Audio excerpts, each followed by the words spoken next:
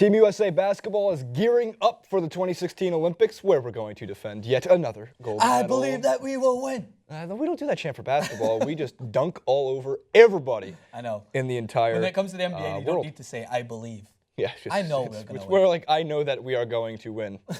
Pretty much is the chant. It should be. So Team USA announced the 30-man roster, which will eventually be cut down to only 12, where there's really just not enough room for the talent. Take a look at the 30. I can tell you which ones won't be there pretty much off the bat. I'm looking at you, Gordon Hayward. But LaMarcus Aldridge, Carmelo Anthony, Harrison Barnes, Bradley Beal, Jimmy Butler, Mike Conley. God, the talent. You got Kevin Durant on there, Andre Drummond, DeMar DeRozan, Anthony Davis, Blake Griffin, Draymond Green, Paul George. The list goes on. It really does. We'll leave this up for a little bit so you guys can see and take a look at all the funny pictures. Francis, really quick, who do you think has the best smile out of all the 30-man basketball team? Best smile in terms of like the just straight up best. I was going to say Dwight Howard, then I realized that it's Dwight Howard, so I don't want to say that. But dude, I think that Kenneth Faried. I think Chris Paul's is like very serious. I kind of like that. He's being strictly business. I'm gonna go with Jimmy Butler because he's one of my favorite players. I see, like it's a nice smile. I was gonna say they took Steph Curry's picture from I guess 2001. Yeah, I was gonna say.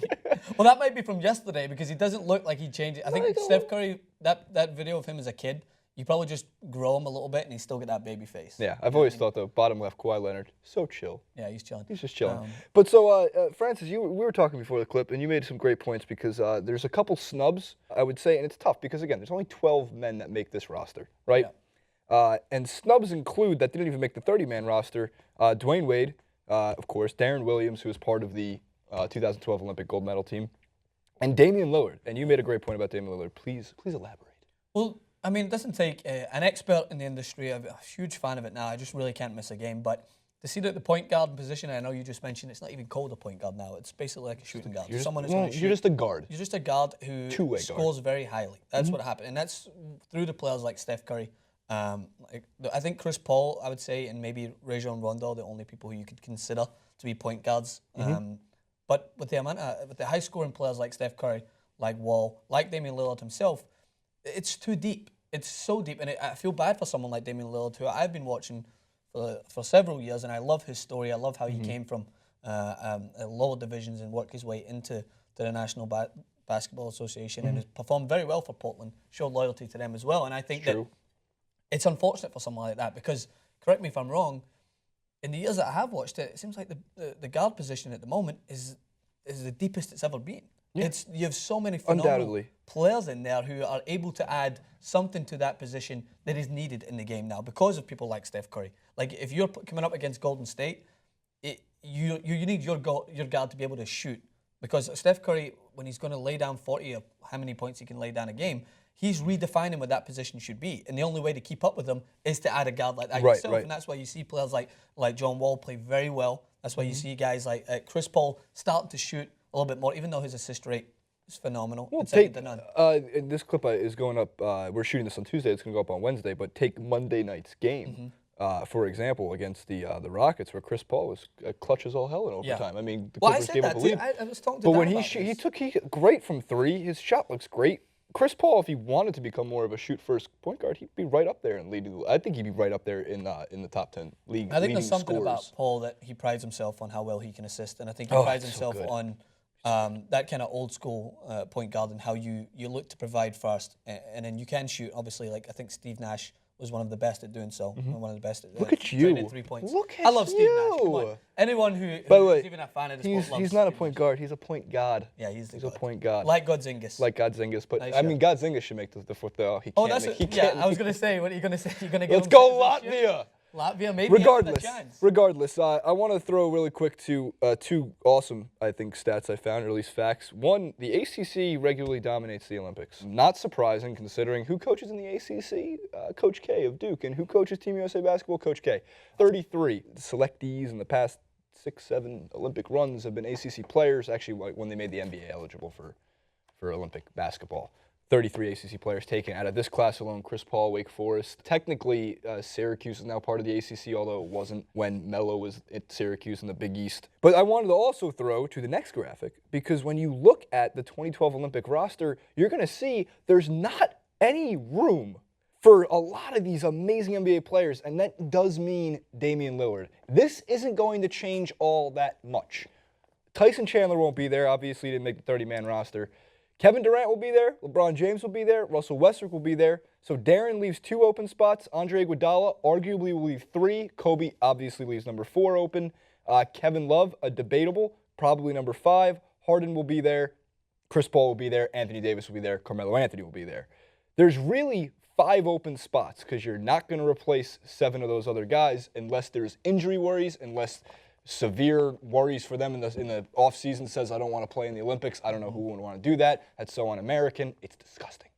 So when you look back at it, I think there's space for Kawhi Leonard. I'm going to preach that all year long. Steph Curry should obviously be there. Yeah. But here's the 2 undoubted definites. I know I just said 7. Carmelo Anthony and LeBron James will be playing there because Carmelo Anthony and LeBron James are going to become back-to-back gold medal champions. They're the staples to that Olympic team since 2008. I was going to touch on that. There's a certain sense of novelty that goes along with performing with the U.S. Men's Basketball Association. When you look at someone like LeBron James and Carmelo Anthony, it's an honor, obviously, to continue to win at that level and to go forth and set records. But at the same point, you mentioned there, Kobe Bryant involved in that team himself, like he's going to be retiring at the end of this season. So say, for instance, Kobe did not announce that he was not going to play. Do you see them still, if he was to be open for selection, still being considered just to that sense of novelty of bringing a star player to go on and further achieve greatness? Because that's where I think it's a little cloudy. I don't think Coach K thinks like that. Yeah. And that's the reason. Kyrie Irving's also going to be on that list, by the way, because Kyrie Irving was coached by Coach K. I would find it very shocking if he didn't make the final 12-man roster because of that. But Kobe... Although, even with him as the 12th man playing limited minutes in the Olympics, you can put Kobe... Landon Donovan of the U.S. You can throw him in for 15 minutes a game, and the U.S. would still dominate the Olympics. Again, that's why it doesn't even come into question to me. Like, he doesn't need a walk-off gold medal. He's getting a retirement tour as it is. There's Kobe chants all across the country. He plays the Jazz. He plays even the Clippers. He plays the Knicks. He plays the Celtics, and they're all cheering for him. He doesn't need a gold medal. I think he'll be there. Yeah. I think Kobe's going to travel. He's going to go watch the games, probably, because he's a huge basketball fan. Last point to make. Probably might be training with him. Last point to take on this. Like, so when you look at American sports, right, and you look at how much focus is put on basketball from youth and how much it's developed, how can you not suddenly see the assurance in doing this for other sports? And of course, I'm going to take this back to football, but more sports will my football. But other than like Olympic soccer, well, not just as much soccer, but the emphasis on putting so much effort into one sport. Look at the rewards. Look at the players that the United States developed. It's ridiculous. There is no country, I don't think, unless there is some country, like we know that European countries, Spain are starting to develop. They're pretty good. But how can you honestly contemplate playing against a team that has that many All-Stars who are able to bond together? Like, that just shows right there how fixed your system is when it comes to focusing on a sport. If there was a national football association, I would say, in an Olympics, and people started to take American football more seriously worldwide, you would dominate on that because how much focus you put on, I would say, growing those athletes. So it just becomes a little frustrating when you think about a sport like world soccer where you guys don't dominate as much. Like, you have the tools there to do it. These guys, yes, they're born gifted athletes, but they're taught how to play this game better than those are taught worldwide. The proof is in the pudding. Put that same emphasis on other sports and watch the US dominate. Watch them dominate in other sports. I love pudding. The proof is there. The proof you ever had is proof there. pudding? We like pudding. I think you make a good point. I think we should teach LeBron and Melo and Bosh and Wade, and even though those 2 guys aren't playing in the Olympics, and even Kobe at 50,000 years old, to play some soccer ball. I think they'd be able to pick it up. What a franchise we would have. Make sure to comment below on who you think should make the final 12-man roster. Sorry, Gordon Hayward, again. I don't know why you're there. I like you, Gordon Hayward. I think you're just, you're not in the same status as LeBron and Melo and those guys. Like, favorite, subscribe. Super Bowl party coming around the corner. I know that's not basketball related, but it's fun and it's sports and it's America.